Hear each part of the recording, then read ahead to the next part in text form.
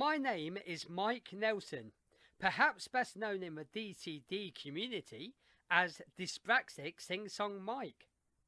As a fitness enthusiast, I've been hosting free online fitness workouts on behalf of Dyspraxic Help for You, under the banner of Dyspraxic Fitness since 2020.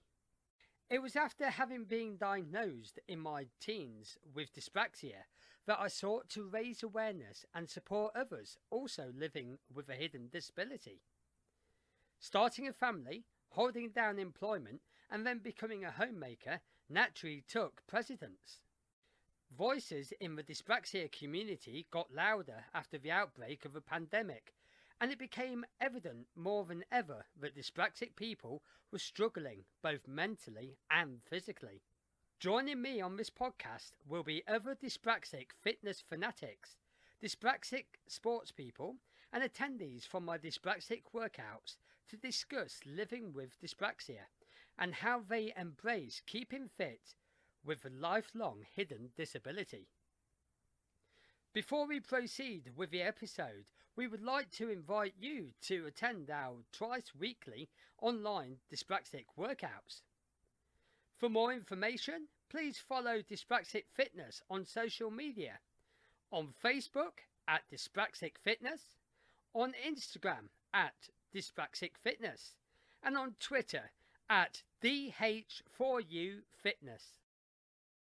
Welcome to the podcast, Dean. How you doing? You all right? Yeah, I'm good, Mike. How you doing, mate? Yeah, not too bad. And thank you very much for your time to come along and take part in this podcast with me. So You're welcome. Brilliant stuff. Thank you. So let's begin just by finding out when you were officially or self-diagnosed with dyspraxia. Well, it was quite a weird thing, actually, because as I said, I wanted to do an art degree in college, and the problem is that I was trying my best to do it, but then the tutor about 3 weeks, I think it was 3 weeks in, she asked me to come into her office, and she asked me if there was anything wrong at home and stuff like that. And I said, well, not really. And she goes, well, it seems like something's stopping how far you're going, the progress from how everyone else is, So they got me in touch with, they had a guy called Ken Greaves who was, what was it? He was like what's the name? It was like checking things like that, like dyspraxia and stuff like that.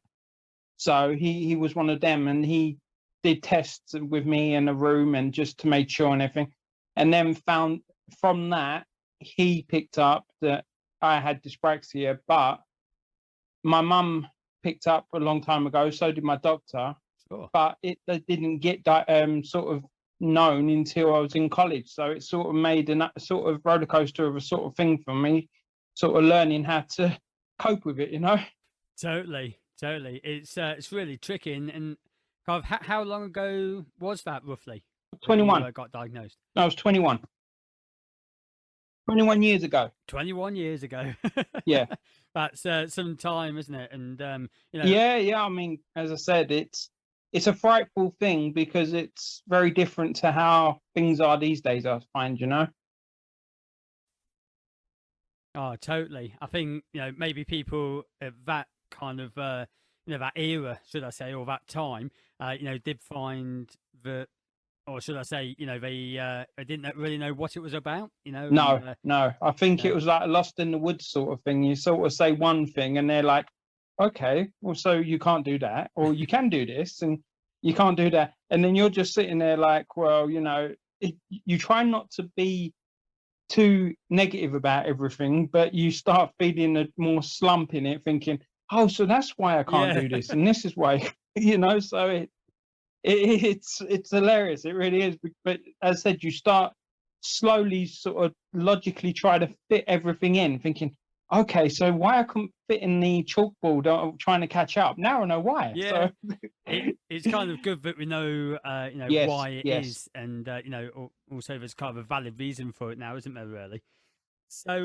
What do you struggle most with, would you say, on a day-to-day basis? I think I struggle with definitely fatigue, and I definitely have a lot of memory problems. And well, I can remember, like as I said, if someone says like I'm very good with people's like faces, I'm very good with that, but it's history of stuff or really, really going far back doing and thinking of life and that, when you're younger.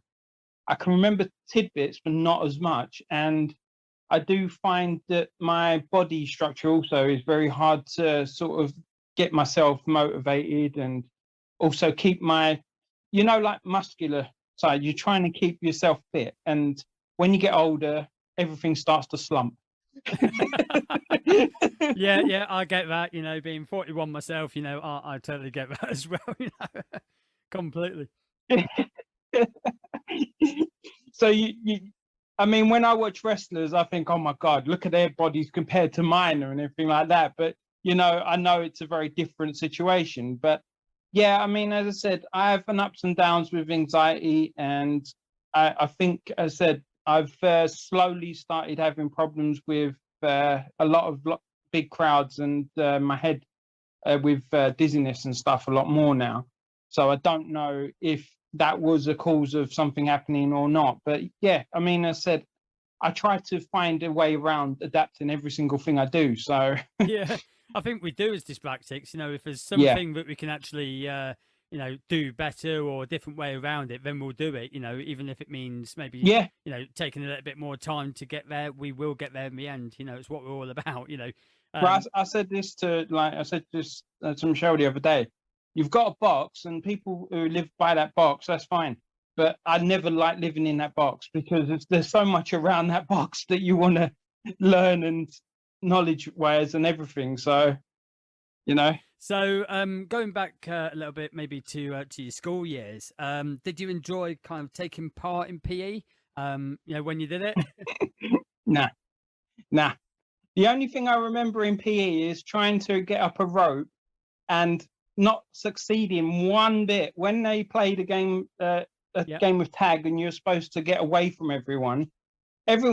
My friend at the time, he was up the top of the rope, and he's going, "Come on, then, come up." I'm like, "I'm getting up there. It's not happening." These hands, I felt like a cartoon. I felt like it wasn't working. And then when they say to you, this is a funny one actually, right? I remember the bleep test in secondary school. I remember them. Now, the first time I ever had to do that, I thought, it's quite easy, just going backwards and forwards.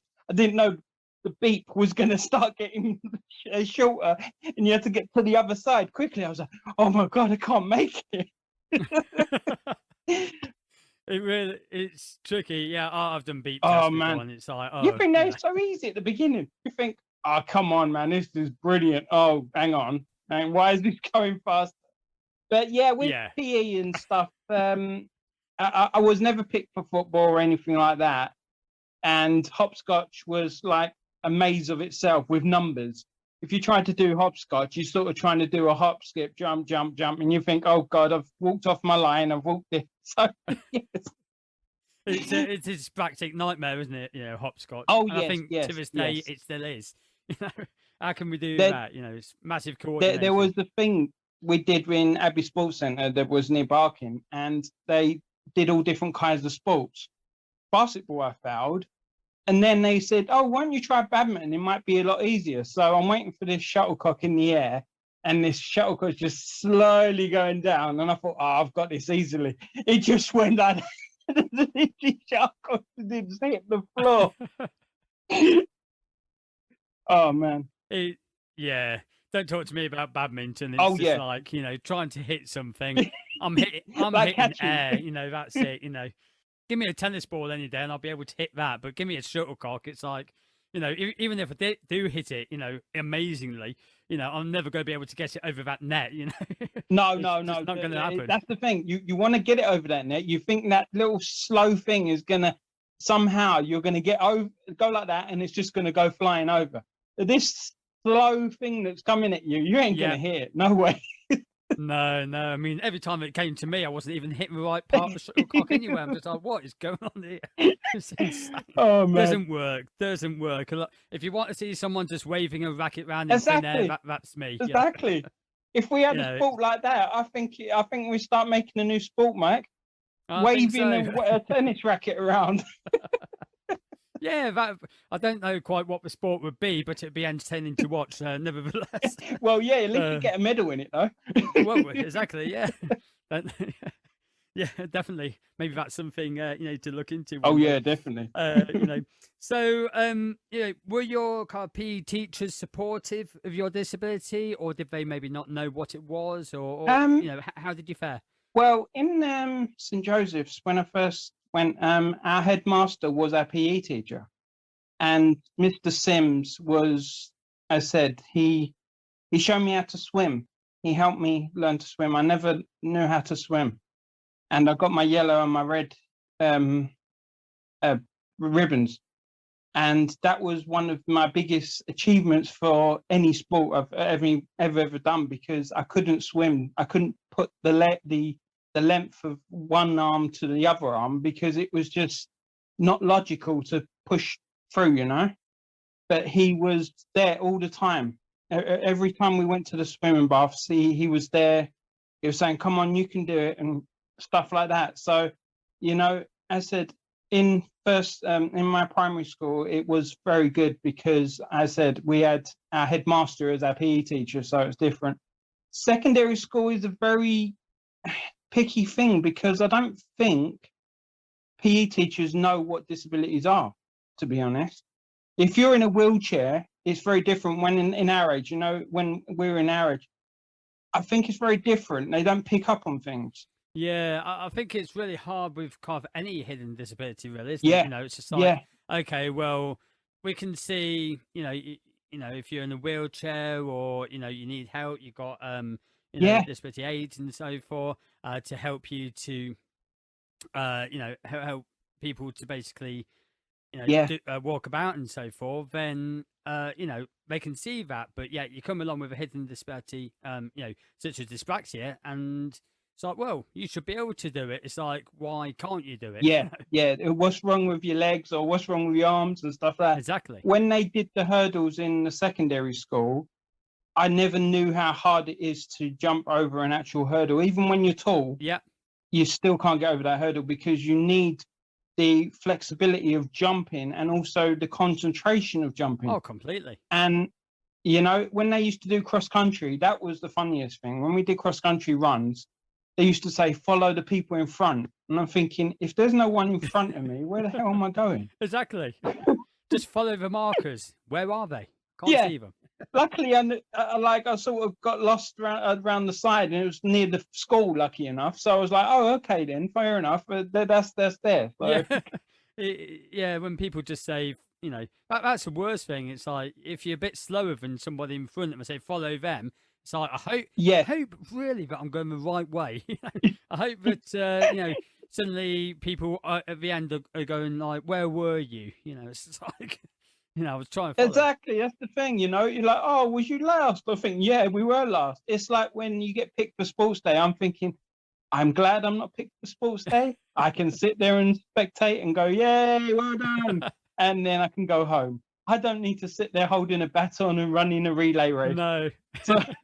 But I think going back to when you were talking about the hurdles, it's not only just jumping over something, it's jumping and moving forward. It's like, exactly. Oh yeah, I can jump, we can do that. That's not a problem. But get me to jump and actually go forward at the same time.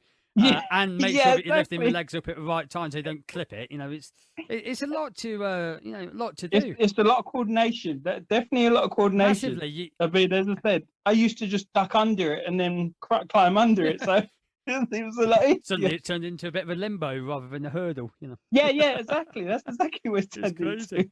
I know that obviously that you touched on it a moment ago as well, but were you ever picked last for team sports? If you did them, and what effect did that actually have on you, on your morals, really? Well, when you're little, when you're first in primary school, when people don't pick you for teams, it really, really starts upsetting you, because you think, okay, I haven't even tried. So why have you not even picked me? Yeah. You know?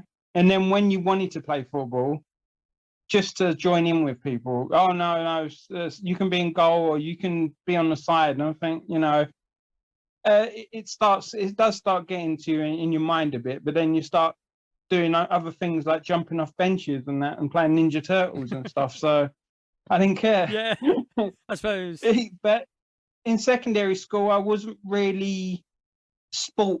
Really, what I would do is I would either go back to my class and do some of my work, or I'd go to the LRC and just read books. Yeah. But just just look through things and that, because I said sport just wasn't my thing. It just didn't agree with me. Yeah, definitely. And I think I'll be right to think that maybe a lot of people with dyspraxia listening to the podcast would actually feel the same. That it's like that fear of like, are you going to get, am I going to get picked now? Am I going to get picked? And you just watch other people and you think, oh, great. It's like, I've kind of said it time and time before. It's like, or is it that I'm going to be the last person, and do they really want us on the team? Because if we do, they may not want us in case we fall over. We don't score the goal, or we don't know which way we're meant to go. The funniest thing, right? Yeah, I was substitute for one match, right?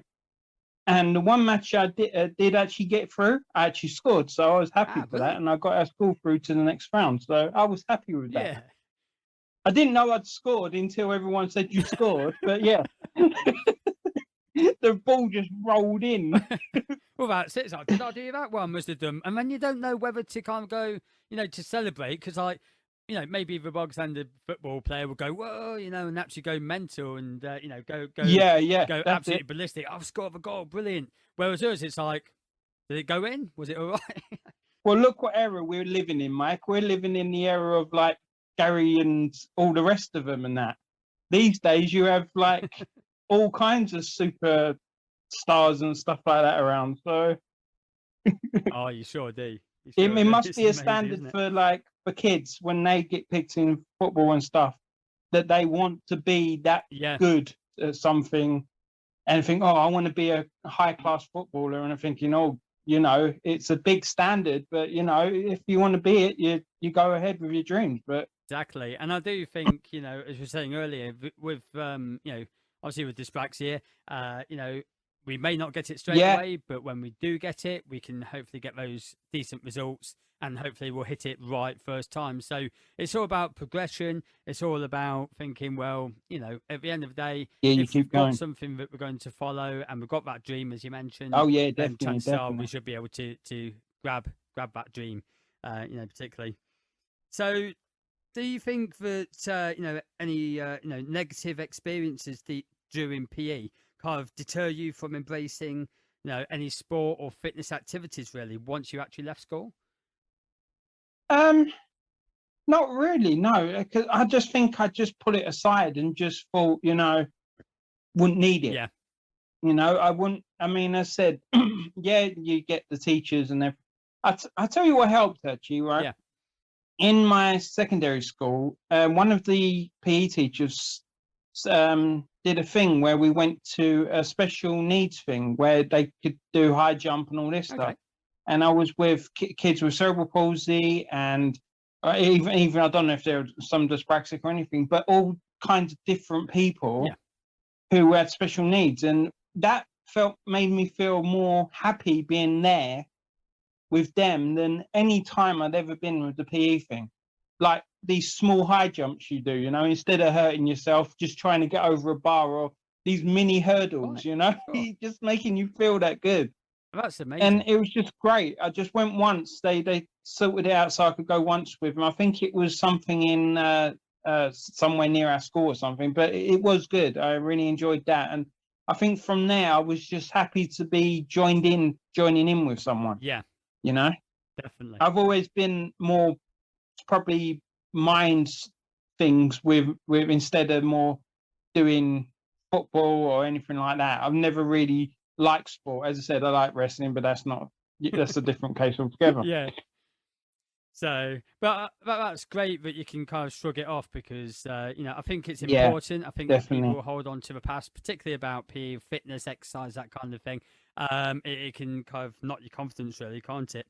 And so, bringing it up to the present day kind of thing, really. Do you prefer kind of exercising alone, or do you like to exercise with others? Such as workouts or team games or anything like that at the moment.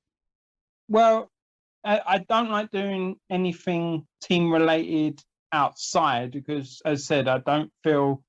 I don't mind doing, like, we do walks now and again. We've been part of walks before, and that was okay, but not like, I don't know. I haven't really done anything in groups like that except for the neuro group that we're joined up to. That's all. But like with the fitness, as I said, the Zoom is the only thing I've done with actual people online, and that itself that's enough for me. Oh, You know, I could never do that fitness stuff in front of everyone. It wouldn't. It just make me too nervous yeah. to do it. It is a You know. confidence thing, I guess. You think, well, am I doing things right? Am I making a fool of Yeah. myself? We should never think that, but we sometimes do think of that, don't we? Yeah. Yeah. What it is though, I think it's like, when you're in front of people, I feel that even your anxiety will go. It will literally, when you're in front of people, it's like you think they're staring at you, or if you do, as you said, you do something wrong or you don't do the right thing like Yeah, everyone else, you actually think you're done worse and that you're not yeah. needed there. When you're on the Zoom thing, it feels open and Oh, free, definitely, you know. definitely. So that's why I like the Zoom with you, with you and the workout and everything, because it gives me a chance to do workouts with the freedom of being myself and not worrying about people Yeah, judging me. which is it You is know? a nice kind of relaxing thing to do, I guess, in one way, so that you do feel kind of comfortable in whatever you're doing as well. Yeah, yeah. I mean, as I said, I'm a very hyperactive person, very hyperactive. I mean, as I said, when I get hyperactive, I go to a level of like Tasmania to extreme Tasmania. So, and you've seen most of that, Yeah. mostly sometimes online. So, Yeah. Yeah, well, that's not a bad thing, at all. It's kind of who what makes us, isn't it? At the end of the day, really. So that's great. And kind of when did you start kind of participating in sport or exercising regularly? I think, well, before I'd even heard about yours, Michelle started wanting to make sure that I did some fitness because she felt that, if I had sore knee, because I've got arthritis in one knee and I've got osteoarthritis in the other knee, and I don't want them getting worse, even though like in cold weathers they're the worst things ever. I don't want them to get worse, and also something in my back. They said there's something, but as I said, I try to ignore all these things anyway and try to just carry on.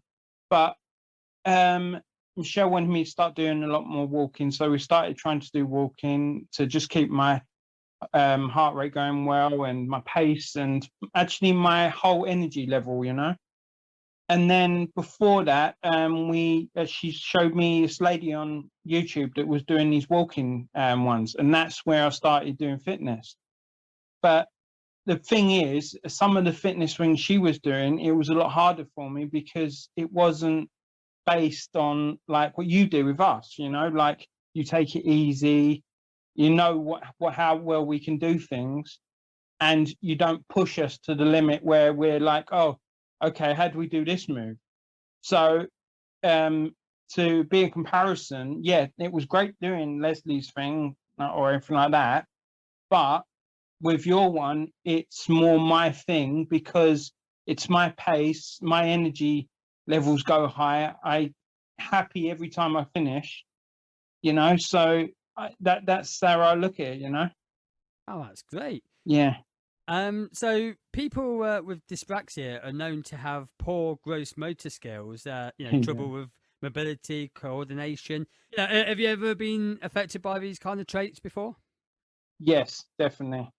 As I said, it's the motor skills, isn't it? Of every, yeah, Yeah, I mean, as I said, I've had that quite a lot. I've had to see a lot of different occupational therapists and physio and stuff like that. And one of them was actually just blunt to the point. He said, if I didn't start moving my legs more, I'm going to end up in a wheelchair before I'm 40 something. So I was like, okay, then fair enough, I won't.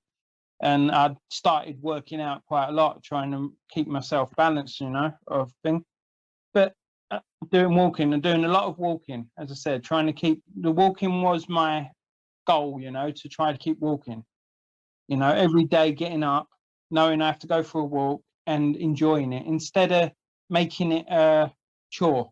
Because I started making it a chore at the beginning, and I get obsessed with things. So when I make it a chore, I think, oh God, I'm not going to enjoy this. So we're going to go for a walk, and then you get Michelle to say, oh, you're not really enjoying this walk, are you? And I thought, it's something different now where I'm actually enjoying the walk. It's a nice pace, and I know how far I can go and what I can't go. And as you know, this year, going too fast, I slipped and nearly ended up in the river near our thing. And only 3 weeks after did I actually notice, after doing a move, that I found, oh, that's not good. And then we went to minor injuries, and the lady said, oh, I'm going to have to be careful on hills and you have to be there. And I thought, oh God, this is going to be a pushback. So, let's say, people with DCD have difficulty learning and executing motor skills, without considerable practice. Yeah. So do you find that you have kind of difficulty learning new things as well, or? Yeah. I find that, like, I'm doing a course at the moment, as I said to you before, and trying to take all the information in is very hard. But as I said, when I first did your workout, it was the same. I had to try to work it out. Like some of them, I still have to count how many steps you're walking when I do it, so I know exactly what I'm doing. But if you're like very tired or fatigued, I find that your brain is. I can slur my words like anything. I can't get sentences together when I'm actually at that fatigue part. And when I do that, I know it's not the easiest thing to learn. But as you said, I find probably pictures better to learn than what like wording. Wording's very hard to learn because you pick it up, but then you think in your brain, hang on, I went back to that, but I can't remember what it was. You know? So as I say about your workout, it's sort of slow for me to grasp it all. So one step at one time, and then I know exactly what I'm doing next and stuff like that. So it helps a lot. Oh, that's brilliant. And do you find exercising helps in regards to the physical difficulties to be had with being dyspraxic? Yes, definitely. I find that it boosts your energy levels. I find it makes me happier. Actually, it makes me a lot happier in myself. Actually, as I said, I'm not a person to be proud of anything I do. So when I sort of get like 3 miles, I say, oh, it's only 3 miles, and Michelle will go, it's more. It's not just 3 miles. It's good. It's a good thing. So when I'm doing the workout and I feel like I'm done, in my mind I'm like, yes, it's an achievement. It might be a small one, but it's just to be proud of yourself. And I find, as I said, it doesn't matter how you do something. The proudness is very hard to. I find it anyway to be proud of myself in anything I do. Nothing's ever perfect for me. It's got to be that 100%, before you can say, all right then, yeah, I guess Yeah. so. Bless you. But yeah, I mean, it's good that you're, finding that the exercising is helping you out, and obviously helping you out Oh with yeah, the yeah, physical definitely. difficulties that unfortunately we have with being dyspraxic as well. So obviously you mentioned about walking and doing workouts and things. I mean, can you ride a Yeah. bike or can you drive a car or anything like that? No. I've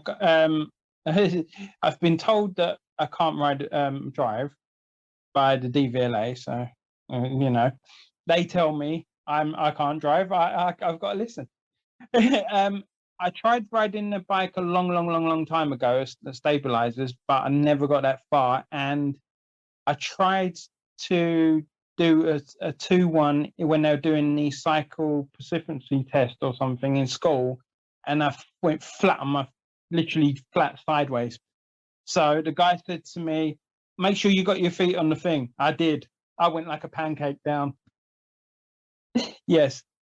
And then I tried the bikeability thing, which was very good, but it was the most exhausting thing ever. And this poor guy who was running the bikeability thing, he actually had to get on and had to help me because I couldn't ride. It was, that's it. Yeah. Two people. It was a tricycle for two people. And poor Michelle, she was literally riding more and more than me. I was trying to steer it. So she then had to steer it because I nearly ended up in the gate somewhere. And then the guy who was running it said, "Oh, to Michelle, why don't you go and ride on a bike while I ride with Dean, and then we'll get there faster."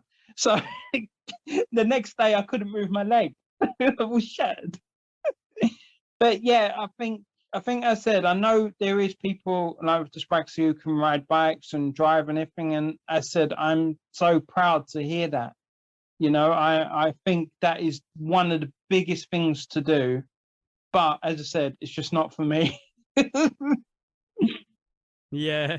Well, that's the thing, it's you don't have to. I've Yeah. learned to drive, and maybe one point in my life, and we'll go again. But starting off when I was in a manual car, there's so much to Yeah. to take in. You got to change gear, you got to look around, you got to do all this, you got to push your feet, you got to steer, you got to observe. So yeah, there is a lot of things that are quite tricky for people to learn to drive. Yeah. I mean, as I said, it's not easy to learn, to hold. I know you can get auto ones, fine, but you still got to watch the steering wheel. You got to do this, you got to do that, and I think that's just too much. Indeed. I mean, I did myself do a few automatic driving lessons, and they were definitely better. But Yeah. that was Was it still hard? Yeah, I think maybe it was easier because you haven't got the gears to work out with, and or to Yeah. sort out, and like hill starts were generally a bit more easier. But yeah, it's still you still got to look around, look at your speed, check your mirrors, all these bits and pieces. So there is still a fair amount to do, and like you say, I'm pretty proud of anybody, dyspraxic or not dyspraxic, really, to actually drive a car. I think anyone, as I said, it doesn't matter. Anyone who can't ride a bike, who can or drive or anything, great. But when someone's on the, like I said, DCD or the spectrum or anything, it is harder to do something, definitely. And as I said, anyone who does it, as I said, props to them, definitely. I think I said I'm proud of them completely. Yeah, definitely. No, it's something that it's a choice at the end of the day, isn't it? Really. So we. Yeah. As I said, I said I know you love riding your bike, and I said I think it's great, But me, if I ride a bike, I think I'll probably end up somewhere. Oh, no. Well, that's it. I mean, it's not for everybody, and luckily I've picked that up, and I just love my biking all the time. With all my long distance bike rides and so forth. So it's great. So, as a participant of my free and online dyspraxic fitness workouts, what would you recommend most about it to potential newcomers? Well, I would find that the new when you are feeling very vulnerable or have anxiety running through your mind trying to do fitness or anything, when you first get onto your one, it feels a breath of fresh air, and it feels like you haven't got to rush or you haven't got to perform in front of anyone to be better than anyone. You have people that, as I said, all walks of life we've got from people with dyspraxia, and as I said, I've met so many good friends on there because of how well, I've spoken to people about their problems, and they've spoken to me and everything. And I think, I find that if someone wanted to come on there, they know for a fact they're not going to be judged on anything they're doing. They're not going to be having to do something that they can't do. They do it at their own pace. They do it how they want to adapt it. And it's the easy life to do that and the freedom to do it. You know. That's great. Thank you, for your feedback on You're that. welcome. And how do you feel yourself after you've done one of my free online workouts? Well, I do them every Tuesday now. So I do a virtual mic every Tuesday, and I feel sweaty and very exhausted after it. But as I said, it is a very, very good workout. I mean, as I said, it works everything from your legs to your bum to the top of your head, anything, everything works. It's That's based on also. It's literally, as I said, you're feeling like you're a plane when you're finished. So yeah, well, it's great that it helps you, yes, to feel it good, and does, mate. that Definitely, kind mate. of thing as well. So no, that's brilliant. Well, as I say, it's been absolutely lovely speaking today, Dean. Thank you so much for your time. You're welcome, To mate. be on this podcast. And as I say, have a very nice evening in whatever Well, you're doing. thank you for having me, mate. Thank you. No problem It's at been all. nice. Thank you, mate. Take care. Bye. As of October 2021, I am following my dream to become a fully qualified neurodivergent fitness instructor. Please visit gofundme.com/Mike Nelson Fitness Journey for information on how you can support me. Thank you.